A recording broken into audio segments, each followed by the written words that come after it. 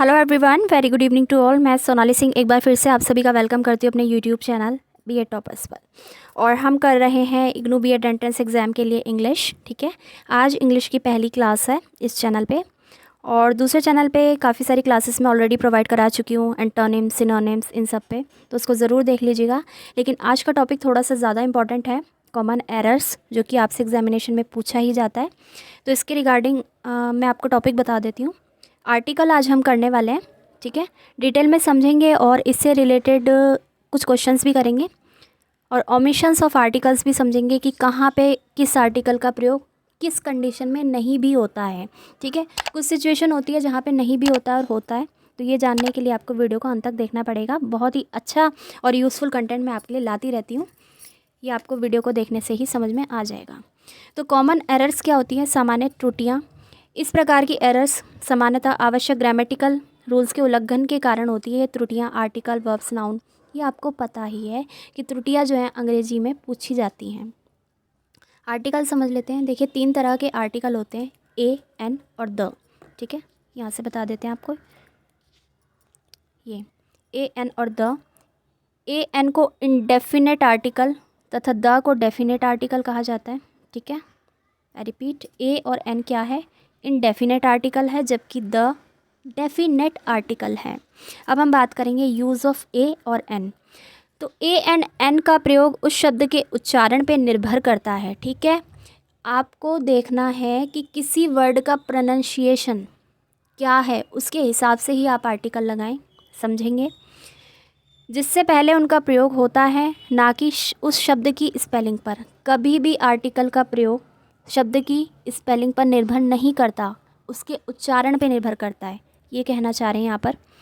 यदि वह शब्द स्वर ध्वनि है, ठीक है, यानी कि वॉवल से प्रारंभ हो रही है, शुरुआत हो रही है, जैसे कि कोई वर्ड है आंट, यानी कि चींटी, ए से स्टार्ट हो रहा है, तो वहाँ पर क्या आएगा?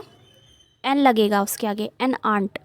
ठीक है, इसके अलावा और भी काफ़ी सारे एग्जाम्पल्स हैं, समझेंगे। तो एन का प्रयोग होगा वहाँ पर जहाँ पर वोवल ध्वनि होगी, जैसे कि ए, ई, आई, ओ, यू। ठीक है, स्क्रीन पर आप देख पा रहे हैं ये सब वोवल्स हैं, और इनके शुरुआत में लगता है एन। ठीक है, यदि शब्द व्यंजन ध्वनि से प्रारंभ होता है तो ए का प्रयोग होता है। स्वर ध्वनि क्या है? अ, आ, ई, हिंदी में बता दिया इन्होंने। और व्यंजन ध्वनि क्या है? क, ख, ग। ठीक है, ए, ई, आई, ओ, यू के अलावा जो भी अल्फ़ाबेट्स हैं अंग्रेजी में, वो सब क्या है? व्यंजन है। तो he is an honest man. अब आप में से काफ़ी लोग इसको सोचेंगे, इसमें तो एच है तो हमने एन क्यों लगाया? लेकिन मैंने आपको शुरुआत में ही यहाँ पर बता दिया था, यहाँ पर, कि उच्चारण पर निर्भर करता है आर्टिकल का प्रयोग। ठीक है, इस वर्ड को आप पढ़ेंगे ऑनेस्ट, तो मैंने बताया ओ क्या है? एक वोवल साउंड है, इसलिए इसके आगे आप क्या लगाएंगे? एन। तो बहुत ही कॉमन सी बात है, जिनको पता है वीडियो को आगे कर लीजिएगा, अदरवाइज़ आप सीक्वेंस में देखेंगे तो आर्टिकल आप कभी नहीं भूलेंगे। He is a one eyed man. ठीक है, यहाँ पर वन है, व का प्रोनाउंसिएशन आ रहा है। ठीक है, ओ देखकर आप एन मत लगा देना, वन का प्रोनाउंसिएशन है तो यहाँ पर क्या लगा है? ए। दोनों में डिफरेंस समझ आया तो वीडियो को लाइक शेयर कर देंगे। आगे बढ़े, चलिए अब देख लेते हैं यूज़ ऑफ द। तो मैं आपको बता दूं, द कहाँ लगता है? यूनिवर्सल चीज़ के लिए लगता है जो दुनिया में एक ही हो। दूसरी कंडीशन है, द लगता है वहाँ पर जिसके बारे में हम पहले बात कर चुके हों। ठीक है, अब हम कुछ बात कर रहे हैं लेकिन उसके बारे में पहले भी बात की जा चुकी है, तो वहाँ पे भी द लगता है किसी स्पेसिफिक चीज़ के आगे। ठीक है, द लगता है, समझेंगे। यदि वाक्य में नाउन, प्रेपोजिशन प्लस नाउन का प्रयोग हो तो प्रथम नाउन के पहले द लगता है। आया समझ? नाउन है किसी सेंटेंस में, प्रोनाउंसिएशन, प्रेपोजिशन भी है, फिर नाउन का प्रयोग है, तो वहाँ पे क्या लगेगा? जो पहला नाउन है, पहली संज्ञा है वाक्य में, उसके ठीक पहले द लग जाता है। पर्वत श्रेणी यानी कि रेंज ऑफ माउंटेन्स के नामों के पहले भी द का प्रयोग होता है, जैसे द हिमालयाज़। आया समझ? नोट, चोटी, पीक या जो पहाड़ एक वचन में प्रयोग होते हैं उनके नाम के पहले द का प्रयोग नहीं होता। अब हिमालय क्या है? हिमालय एक श्रृंखला है, उसमें कई पर्वत श्रेणियाँ आती हैं। ठीक है, इसलिए उसके आगे आप लगाएंगे द। लेकिन ऐसी पहाड़ी या फिर ऐसी कोई चोटी, पीक, जो एक वचन में सिंगुलर रूप में प्रयोग की जा रही है, उसके आगे आप द नहीं लगाएंगे। आई होप आपको बहुत अच्छे से समझ में आ रहा होगा। जैसे माउंट एवरेस्ट, माउंट आबू और स्नोडन, इनके आगे आप द नहीं लगाएंगे। क्यों? क्योंकि एक सिंगल पहाड़ी है। आगे बढ़े, ये था आपका सेकंड। थर्ड है यहाँ पर द्वीप समूह यानी कि ग्रुप ऑफ आइसलैंड, तो इसके आगे भी क्या लगता है? द। जैसे द वेस्ट इंडीज़। नोट, ऐसे द्वीप जो एक वचन में प्रयोग, एक वचन रूप में होते हैं, ऐसे द्वीप जो एक वचन रूप में होते हैं, उनके नामों के पहले द का प्रयोग नहीं होता। जैसे कि सुमात्रा, जावा, सिसिटी। नदी, सागर, खाड़ी, मरुभूमि, जंगल इत्यादियों के नाम के पहले द का प्रयोग होता है। आया समझ? आकाशीय पिंड यानी कि हेवनली बॉडीज़। दिशा, डायरेक्शंस, जो वस्तु दुनिया में केवल एक हो, ये मैंने आपको बताया था, उसके नाम के पहले द का प्रयोग होता है। लेकिन हेवन, हेल, गॉड, पार्लियामेंट आदि शब्दों के साथ द का प्रयोग नहीं होता। तो कुछ चीज़ें तो आपको याद रखनी पड़ेगी, ठीक है, याद आप रख लेंगे। उसके बाद जितना आप इंग्लिश लैंग्वेज को पढ़ेंगे, पढ़ाएंगे, ठीक है, प्रिपेयर करेंगे, आपको ऑटोमेटिकली चीज़ें समझ आती चली जाएगी कि कहाँ पर द का यूज़ होना है, कहाँ नहीं होना है। करेक्ट। 6 है यहाँ पर, बड़े ग्रंथों तथा समाचार पत्रों के नामों से पहले द का प्रयोग होता है। जैसे द हिंदुस्तान टाइम्स, ठीक है। आगे देखें, ऐतिहासिक इमारतों, अर्थपूर्ण स्थानों के नाम जैसे कि the Punjab, the United state, और घटनाओं के नाम के पहले द का प्रयोग होता है। 8th पॉइंट है यहाँ पर, हवाई जहाज़ों, समुद्री जहाज़ों तथा रेलगाड़ियों के नाम के पहले द अवश्य लगता है। सुपरलेटिव डिग्री के पहले द का प्रयोग होता है, ठीक है। 10th है यहाँ पर, यदि कंपैरेटिव डिग्री से चुनाव यानी सिलेक्शन या विरोध, कंट्रास्ट का बोध हो तो उससे पहले द का प्रयोग होता है। चलिए, इतना आपको समझ में आया। आई होप आपको बहुत सारी चीज़ें पता लगी होंगी, क्योंकि जनरली सबको पता होता है ए, एन और द का प्रयोग होता कहाँ है, लेकिन कुछ कंडीशन में नहीं होता है प्रयोग, तो वो आपको समझ में आई होगी। थोड़ा सा डिटेल में और चीज़ों को समझ लेते हैं। भाषाओं के नाम के पहले आर्टिकल नहीं लगता, चाहे ए हो, एन हो, द हो, आप नहीं लगाएंगे किसी भी लैंग्वेज के नाम से पहले। विषयों के नाम के पहले आर्टिकल नहीं लगता, ठीक है, द इंग्लिश, द हिंदी, ऐसा कभी नहीं होता। नेक्स्ट है, पर्वों और ऋतुओं के नाम के पहले आर्टिकल नहीं लगता, लेकिन I went to Delhi in the Christmas holidays, ठीक है। जब आप कुछ स्पेसिफिक बता रहे हैं कि क्रिसमस हॉलीडे, किस चीज़ का? क्रिसमस का हॉलीडे। अगर सिर्फ क्रिसमस होता तो उसके आगे आप द नहीं लगाते, क्योंकि यहाँ पर क्रिसमस हॉलीडेज़ है, इसलिए आपने क्या लगाया? द आर्टिकल का प्रयोग किया।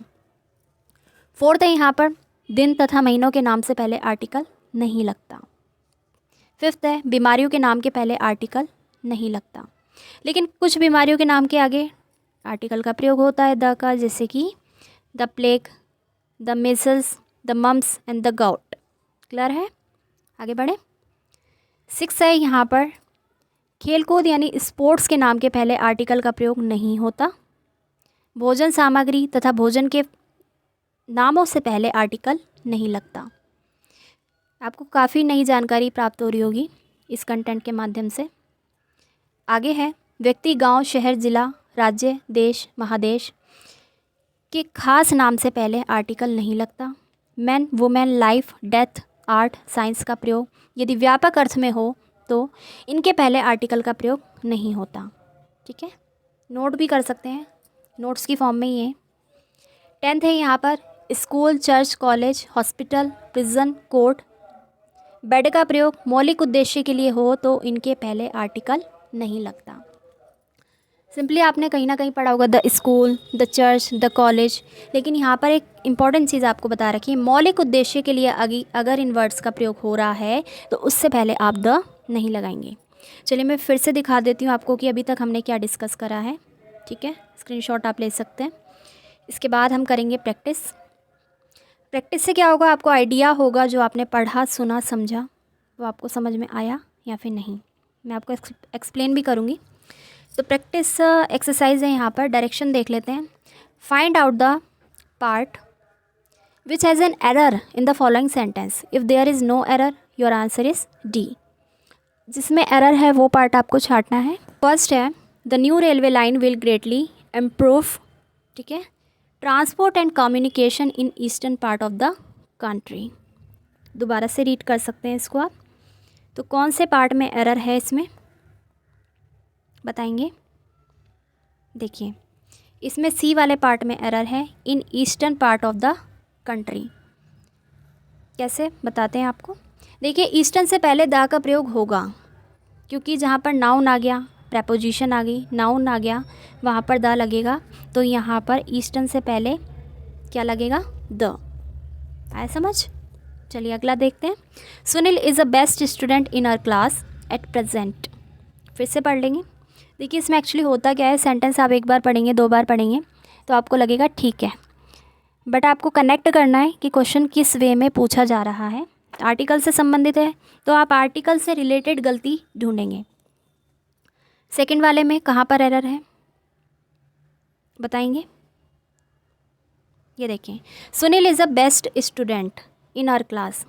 तो यहाँ पर ए स्टूडेंट नहीं आएगा, द स्टूडेंट आएगा, क्योंकि हम इसके बारे में किसी स्पेसिफिक बॉय के बारे में बात कर रहे हैं। ए की जगह यहाँ पर आएगा द। आ रहा है समझ। कर लेंगे इसको ठीक। थर्ड है यहाँ पर we have carefully considered the importance of issues raised in the report. Third वाले में एरर ढूंढेंगे। देखिए थर्ड वाले में एरर है बी पार्ट में। इशू से पहले क्या आएगा, यहाँ पर द का प्रयोग होगा, ठीक है। इशूज से पहले द का प्रयोग होगा, क्योंकि इशू यहाँ पर क्या है, डेफिनेट है, ठीक है। तो यहाँ पर द लगा लेंगे आप। फोर्थ है यहाँ पर Ravi prefer self employment to job in any office. Fourth के बी वाले पार्ट में एरर है। जॉब से पहले क्या होगा, ए का प्रयोग होगा।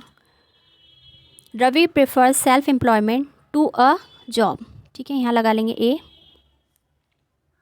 नेक्स्ट है, देखिए अगर आप बीएड एग्ज़ाम की तैयारी कर रहे हैं तो इस चैनल से बने रह सकते हैं, और अदर टीचिंग एग्ज़ाम की वैकेंसीज़ के बारे में आप अपडेट चाहते हैं, कंटेंट चाहते हैं, तो मेरे दूसरे चैनल एसएस स्टडी को ज़रूर सब्सक्राइब कर लेना, लिंक डिस्क्रिप्शन में है। नेक्स्ट है यहाँ पर in a fit of temper he tore up a sweet letter which his wife and return to him, ठीक है। इसमें एरर आपको छांटना है। तो फिफ्थ वाले के बी पार्ट में एरर है। ए के बदले यहाँ पर क्या आएगा, द, क्योंकि स्वीट लेटर है यहाँ पर डेफिनेट, ठीक है। ए के बदले क्या आ जाएगा, द। इसको द कर लेंगे आप। चलें आगे देखें। सिक्स है यहाँ पर a first step in a rational solution to any problem is the recognition that a problem exist. इस वाले में एरर आपको छांटना है, सिक्स वाले का ए। इसमें क्या होगा, ए के बदले द का प्रयोग होगा, क्योंकि ऑर्डिनल एडजेक्टिव के पहले द का प्रयोग होता है। ऑर्डिनल ऑब्जेक्टिव क्या होते हैं, एडजेक्टिव क्रम बताने वाले, सीक्वेंस बताने वाले। Got it. नेक्स्ट है यहाँ पर on my request Jatin introduce me to his friend who is singer and scientist. Seventh वाले का होगा सी पार्ट, ठीक है। कैसे, सिंगर से पहले ए आएगा, ए का प्रयोग होगा, क्योंकि सिंगर एक काउंटेबल नाउन है। सिंगर क्या है, काउंटेबल नाउन। तो सिंगर से पहले आप लगा लेंगे ए। तो कंप्लीट सेंटेंस आपका बनेगा on my request Jatin introduce me to his friend who is a singer and scientist, ठीक है। आंसर आपको नीचे दिख रहे हैं, बट एक्सप्लेनेशन ज़रूरी है। एट्थ है यहाँ पर the teacher draw an attention of the boys to the importance of regular practice. Eighth में कौन से वाले पार्ट में एरर है, बी वाले पार्ट में एरर है, an attention of the boys.